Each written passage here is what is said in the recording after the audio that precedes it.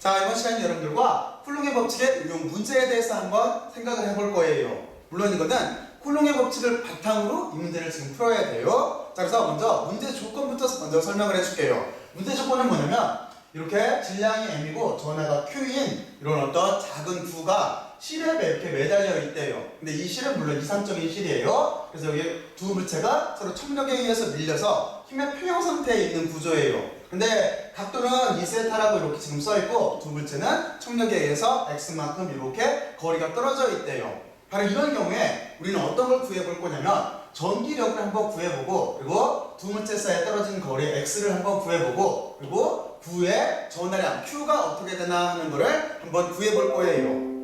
자, 그러면 문제 조건에 대해서 이해가 갔죠? 오늘 이 문제를 이해하는 게 학습 목표예요.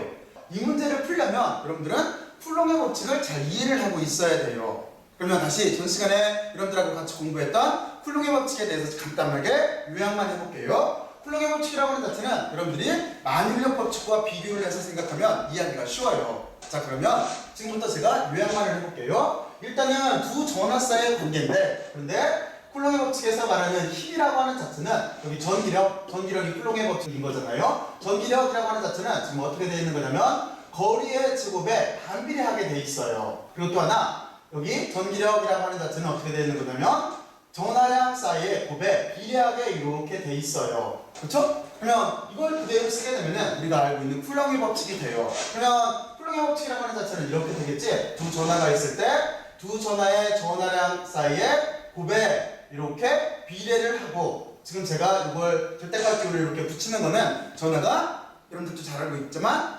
양전할 수도 있고 음전할 수도 있기 때문에 그래요. 그래서 먼저 여기 절대값을 붙일게요. 이렇게 두 전하 사이에 곱에 비례를 하고 그리고 여기 거리의 제곱에 반비례하는 꼴로 돼 있어요. 그리고 여기를 등으로 이렇게 돌려고 한다면 상수값이 필요하겠죠. 그 상수값을 우리가 K라고 쓰는데 이 K를 우리가 쿨롱 상수라고 그래요. 그리고 이 K값은 다시 여기다 잠깐 내려 쓰게 되면은 얘는 이렇게 4파이 유전율, 입실로 되는 유전율이에요. 유전율분의 1이라고 하는 식으로 이렇게 표현될 수가 있어요. 그래서 우리가 지금 여기에 이렇게 표현한 요 식 자체가 우리가 알고 있는 쿨롱의 법칙이라고 하는 자체를 크기로서 이렇게 표현한 텀이에요.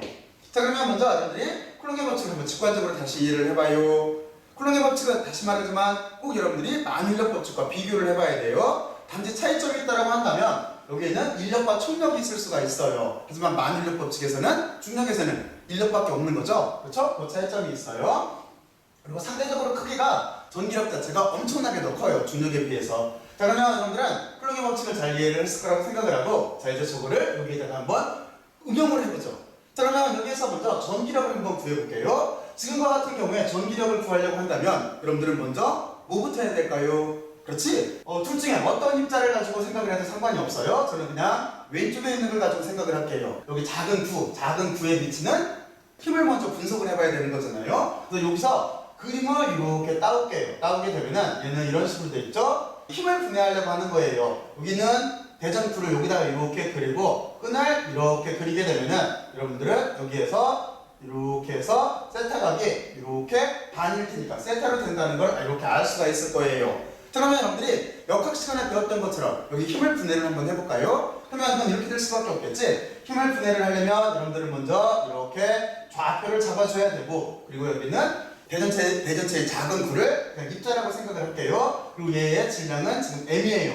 근데 여기 미치는 힘이라고 하는 자체는 먼저 첫 번째 뭐가 있어요? 맞아요. 실로 연결이 되어 있기 때문에 여기를 이렇게 이어서 그리게 되면은 여기에 장력 T가 이렇게 존재를 할 수밖에 없어요. 근데 장력 T가 지금 각도를 가지고 있잖아요. 그러니까 여기를 힘을 분해를 해서 쓸 수밖에 없어요. 어떻게 쓸 수밖에 없냐면 여기가 이렇게 두 가지 힘으로 요 힘 자체를 두 가지 힘으로 이렇게 분해할 수가 있는 거잖아요. 그래서 하나를 Y축 성분을 지금 제가 화살표를 이렇게 그리고 X축 성분을 이렇게 그리게 되면은 세타가 여기가 세타인 거니까 지금 이쪽이 이렇게 세타라고 하는 위치가 없는 거니까 지금 여기는 우리가 뭐라고 쓸 수가 있어요? 여기는 여러분들이 T의 사인 세타가 되는 거지. 그렇지? 이쪽은 그래서 T의 사인 세타로 이렇게 쓸 수가 있는 거고 이쪽 Y축 성분은 뭐라고 쓸 수가 있어요? 이쪽은 T의 코사인 세타로 이렇게 쓸 수가 있어요. 먼저 여기 장력이라고 하는 자체를 빨간 색깔 이렇게 그린 여기 잘 표시가 안 나네. 장력이라고 하는 여기를 먼저 성분 분해를 한 거예요.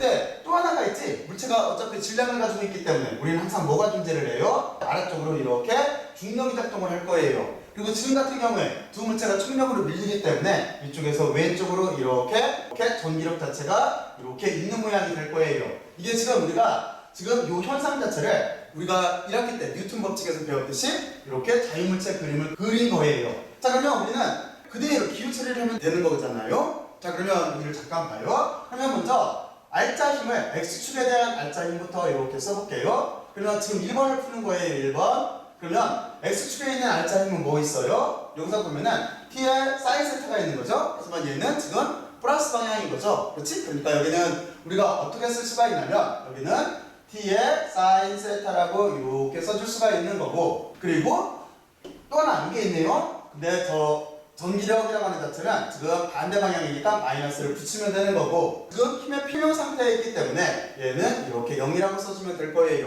이게 X축 방향의 알짜 힘이에요.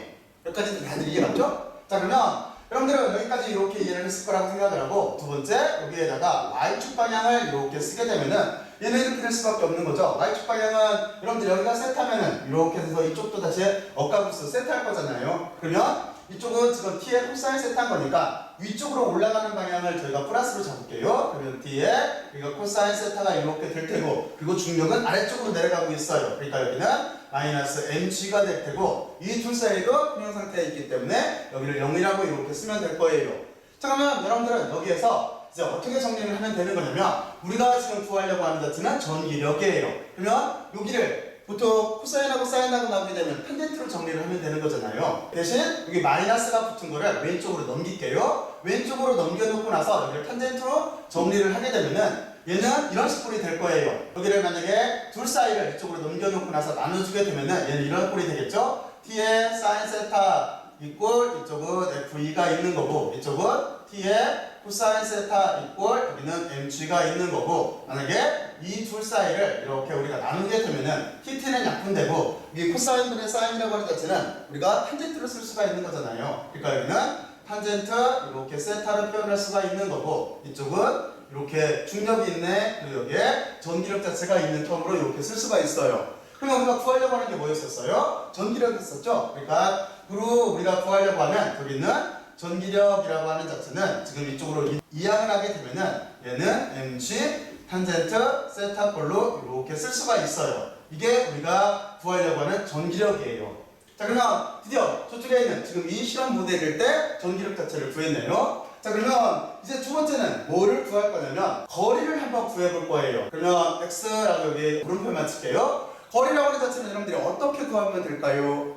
이거는 일단은 여러분들은 여기 쿨롱의 법칙에 의해서 여기 거리 x를 쉽게 유출을 할 수가 있겠죠? 그러면 이 식 자체를 쿨롱의 법칙에 의해서 쓰면은 이렇게 쓸 수밖에 없을 거예요. 여기 있는 것처럼 전기력이라고 하는 자체는 지금 여기다 이자를 이렇게 붙이고 쓸게요. 여기는 여기다가 그냥 이자를 이렇게 붙여주면 돼요. 구별하게 쓰는 거니까. 그러면 전기력이라고 하는 자체는 지금 어떻게 될 수밖에 없냐면 K라고 하는 상수가 이렇게 있고, 그리고 전화 상태의 크기는 같아요. 지금 플러스 Q로 같기 때문에 여기를 그냥 우리가 Q의 제곱 이렇게 써도 상관이 없겠죠? 그리고 밑에 거리의 제곱에 반비례하게 돼 있어요. 근데 거리는 뭐예요? 지금 이 거리는 여기 x인 거지? 그러니까 여기를 우리가 x의 제곱으로 이렇게 써주면 되는 거예요.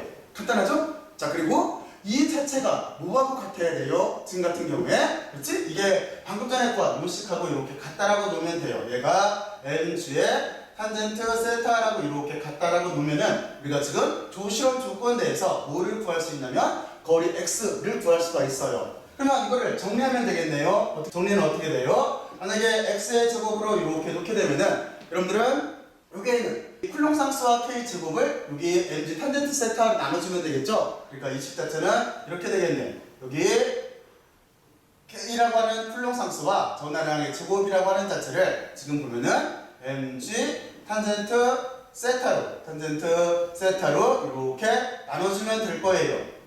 자, 그러면 우리는 지금 x를 구하고 싶은 거니까 x라고 하는 자체는 어떻게 구하면 돼요? x라고 하는 자체는 여기가 이렇게 되어 있고 q의 제곱이 되는 거고, 그리고 여기가 mg의 탄젠트 세타로 이렇게 나눠주면 되는 거예요. 자, 그리고 여기를 이렇게 내려서 써줄게요. 이게 우리가 구하려고 하는 두 대전체 사이의 거리 x예요. 자, 그러면 이제 하나 남았네. 하나 뭐예요? 구의 전하량을 구하라고 했어요. 실제는 이 구의 전하량을 구하기 위해서 여기 힘하고 거리 x를 구한 거예요. 왜냐면 지금부터 여기 잠깐 봐요. 세 번째 조건은 이렇게 되겠지. 전하량을 구하라고 했기 때문에 전하량이라고 해놓고 얘는 지금 플러스 값으로 쓸 거예요. 그러면 이 전하량이라고 하는 자체는 이것도 똑같아요. 우리가 쿨롱의 법칙에 의해서 전하량을 구할 수가 있겠죠? 저쪽에. 그러면 쿨롱의 법칙에 의하면 요 식하고 똑같겠지? 그러니까 전하량이라고 하는 자체는 요 식을 가지고 다시 써주게 되면은 어떻게 쓸 수가 있냐면 Q라고 하는 전하량이라고 하는 자체는 여러분들은 얘를 이렇게 쓸 수가 있을 거예요. 거리의 제곱을 곱해서 여기 쿨롱 상수로 나눠주면 되는 거예요. 이렇게 나눠주면은 이게 우리가 구하려고 하는 전하량이에요. 그러니까 무슨 얘기냐면 지금과 같은 이렇게 조건을 주었을 때 우리가 전하량을 구하고 싶다라고 한다면 먼저 이것처럼 전기력을 구해야 돼요. 전기력을 구해서 여기다 값을 넣고 만약 이런 것들이 다 그 상수값으로 주어져 있다라고 한다면 그렇죠? 그리고 그 뒤에 거리라고 하는 자체를 이렇게 구해서 값을 넣고 쿨롱 상수값을 대입해서 이렇게 나눠주면은 우리가 구하려고 하는 전하량을 구할 수가 있어요.